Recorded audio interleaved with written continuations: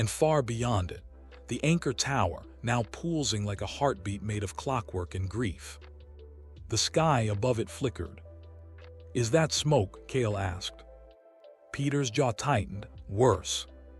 The clouds were spinning, unraveling, spiraling down toward the trees like coils of molten silk, and from within them something moved.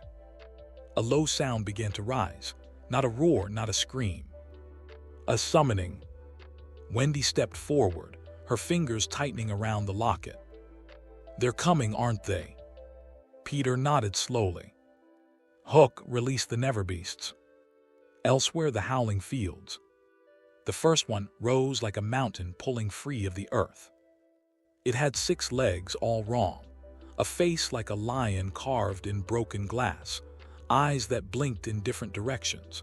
Its body was wrapped in strips of memory, each one engraved with names no one remembered anymore.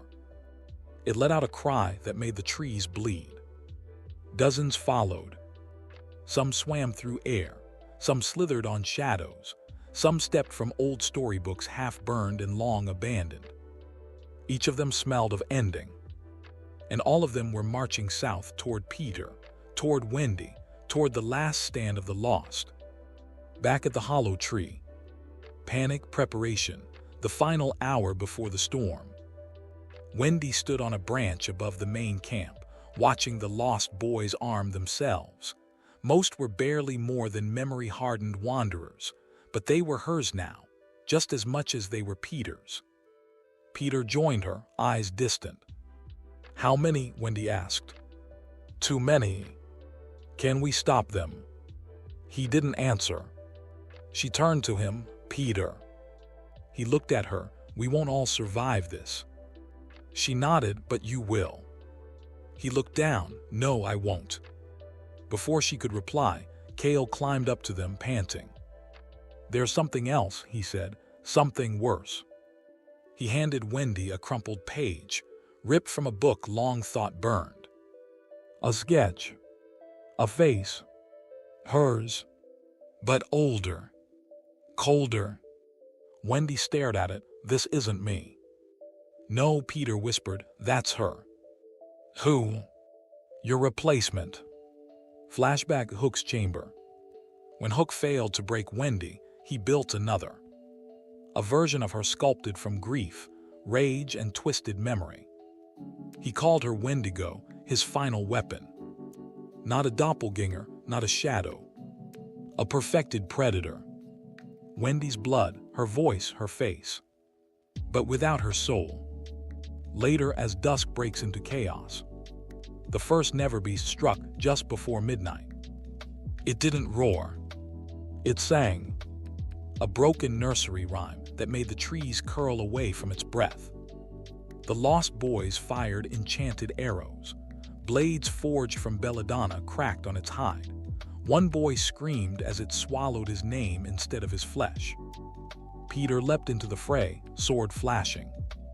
But he couldn't fly. And the beasts didn't bleed. Wendy fought beside him, her locket blazing with each strike. The memory inside it, her mother's laugh, cut deeper than steel. They took down the first, then a second. But with each that fell, more came. And above them, the clouds tore open, revealing her. Wendigo. She floated on wind that didn't exist. Her eyes glowed silver. Her hair hung like ropes. She wore Wendy's smile like a mask stretched too tight.